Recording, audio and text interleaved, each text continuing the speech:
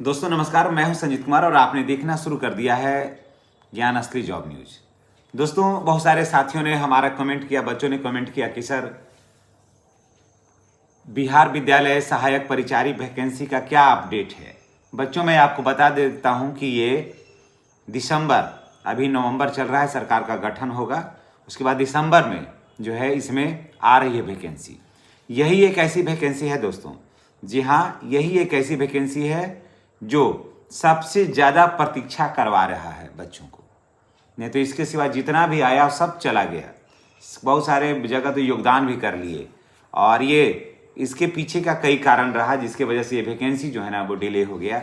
सबसे पहले तो सब ज़्यादा हफाया अनुकंपा के आधार पर बहाली वाले लोग, समझ गए, सबसे ज़्यादा किया क्योंकि उनका डॉक्यूमेंट्स तैयार नहीं था और वो आधे अधूरे डॉक्यूमेंट्स के साथ उन लोगों ने आवेदन कर दिया। परिणाम ये हुआ कि डॉक्यूमेंट्स खाली जमा करते करते उनको 4 महीना लगा, सिर्फ डॉक्यूमेंट्स जमा करते करते, तब जाकर के सारा कुछ हुआ।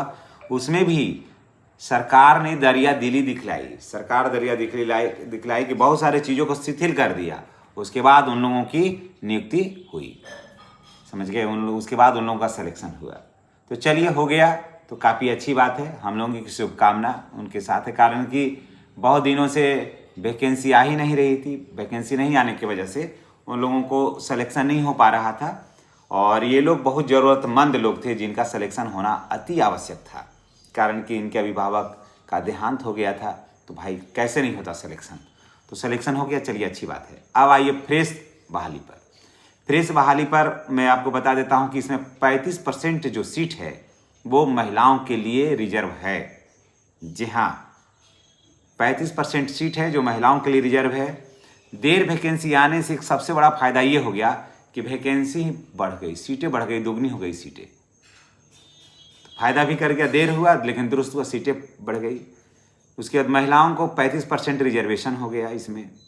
फिर हो गया कि पहले अगर वैकेंसी आती ना तो एक चीज़ को जान लीजिए कि इसमें बाहर के भी कैंडिडेट आवेदन करते, लेकिन वैकेंसी लेट हुई। परिणाम हुआ कि सरकार ने नीति बदली और बिहार में इस वैकेंसी में सिर्फ बिहार राज्य के निवासी ही आवेदन कर सकते हैं, समझ गए।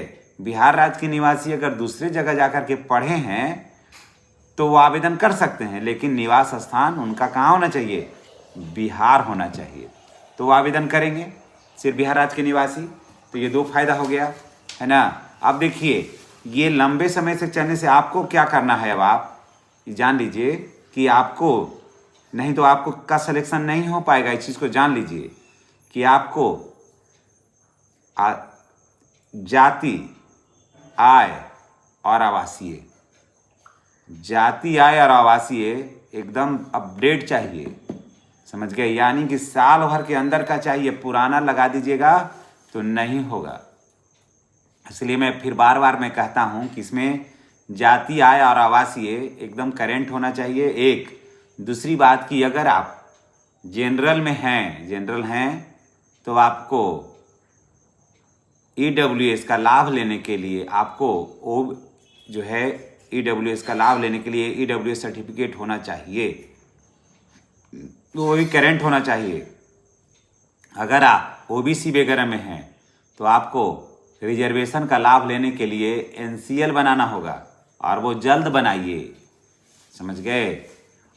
लागू होने के बाद के डेट से आप बनाइएगा, जैसे वैकेंसी आउट हो जाएगा उसके बाद के डेट से अगर आप बनाइएगा तो वो मान्य नहीं होता है। फिर आपका सिलेक्शन फिर वहाँ 1-2 नंबर से आप छांटिएगा ना तो बाद में बड़ा अफसोस लगेगा। और फिर एक बात और बता देता हूँ, देखिए फायदा ही फायदा है लेट होने से। इसमें आपका पेमेंट जो है ना, आपको 35 से 40 हज़ार रुपया हो जाएगा पेमेंट। 35 हज़ार रुपये तो हर हाल में अब रखिए, समझ गए। पहले कम था, आप सोचिएगा कि ऐसा क्यों।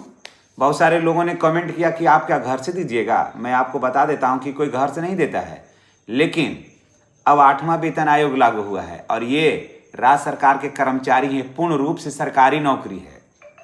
जी हाँ, ये पूर्ण रूप से सरकारी नौकरी है। रेलवे वगैरह में जो जाते हैं ना काम करने के लिए 4th ग्रेड में, उससे सुपर नौकरी है ये, समझिए, उससे बेहतर नौकरी है, आराम की नौकरी है और अच्छा स्वाभिमान की नौकरी है। मैं ये नहीं कह रहा हूँ कि वो स्वाभिमान की नौकरी नहीं है, काम कोई ख़राब नहीं है, लेकिन उसमें हार्ड वर्किंग है, इसमें हार्ड वर्किंग नहीं है। इसमें पंखा तर बैठ के काम करना है, उसमें धूप में बैठ के काम करना है। दोनों में अंतर है और काफ़ी अच्छा है। पेमेंट भी काफ़ी अच्छा है, छुट्टियां भी बहुत ज़्यादा है इसमें। घर के पास नौकरी हो जाएगी, राजकर्मी का दर्जा इनको मिला हुआ है ऑलरेडी। जैसे ही बहाल होंगे वैसे ही ऑलरेडी दर्जा मिला हुआ है इनको। तो ये सब सारी चीज़ें हैं। और वैकेंसी की मैं बात बता दे रहा हूँ, तो नवंबर के बाद दिसंबर में इसकी वैकेंसी आ रही है। इसलिए आपको फिर मैं बता देता हूँ कि कौन कौन सा पेपर लगेगा। ये पेपर को आप नोट कर लीजिए। आपको लगेगा सबसे पहले आधार कार्ड, ठीक है। उसके बाद मैट्रिक का मार्कशीट, इंटर का मार्कशीट, जाति, आय, आवासीय, है ना। उसके बाद EWS का लाभ लेना चाहते हैं, जनरल बच्चे तो EWS, OBC के बच्चा लाभ लेना चाहते हैं तो NCL, फोटो, ईमेल ID और मोबाइल नंबर। इतना चाहिए इसमें, इतना इसमें चाहिए। अगर कोई बच्चा बाहर है, ये भी बता देता हूँ, अगर कोई बच्चा बाहर है, मानते हैं काम करने गया है और वो चाहे कि इसमें आवेदन करें तो वो आवेदन कर सकता है। जी हाँ, वो आवेदन कर सकता है। बच्चा को मत बुलाइए बाहर से, वो आवेदन कर सकता है। आप कहीं कैसे, सारा डॉक्यूमेंट्स रखिए पास में, उधर से PDF बना करके यहाँ पर मंगवा लीजिए, उसको यहाँ डाउनलोड करके रख लीजिए PDF को। उसके बाद निकलवा लीजिए प्रिंट। उसके बाद हम आपको बता देते हैं, वहाँ से आप उसका सिग्नेचर हिंदी में और अंग्रेजी में सादे कागज़ पर साफ साफ ले लीजिए, 2 जगह थोड़ा थोड़ा गैप, जैसे एक यहाँ ले लिए, यहाँ लिए ना, एक यहाँ ले लीजिए। गैप होना चाहिए, इतना गैप होना चाहिए ताकि उसको स्कैन करने में आसानी हो। उसको घर आने की ज़रूरत नहीं है, समझ गए। और इसमें एग्ज़ाम फी भी मात्र है, लगे कितना, मात्र 100 रुपया।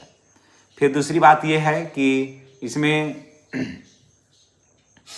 अभी तक परिचारी में, विद्यालय परिचारी में नहीं है, परीक्षा का कोई डेट नहीं है कि परीक्षा होगा, इसका कुछ अभी कोई कन्फर्मेशन नहीं है। लेकिन विद्यालय सहायक में है। फिर एक और भी बात बता देते हैं कि विद्यालय सहायक में आपको सर्टिफिकेट चाहिए, सर्टिफिकेट मांग सकता है।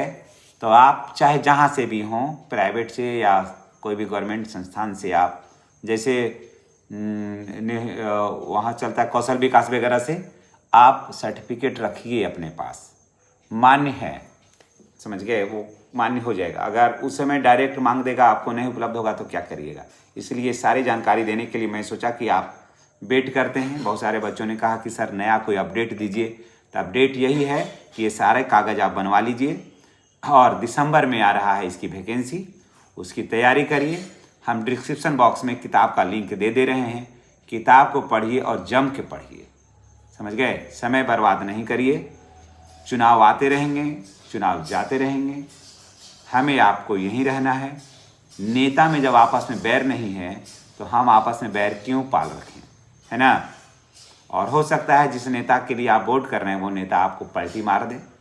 कोई गारंटी है चुनाव में, इलेक्शन में कोई गारंटी है? कोई गारंटी नहीं है। इसलिए इन सारे बातों का भी ध्यान रखिए। चलिए इसी के साथ हम आपसे अब विदा लेते हैं। निश्चित रूप से ये जानकारी का आपको अच्छी लगी होगी, कमेंट करके बताइएगा। अगर आप चैनल पर नए हैं तो चैनल को सब्सक्राइब करिए, बेल आइकन को दबाइए ताकि इस तरह का वीडियो का जो नोटिफिकेशन है वो आपको मिलता रहे। धन्यवाद।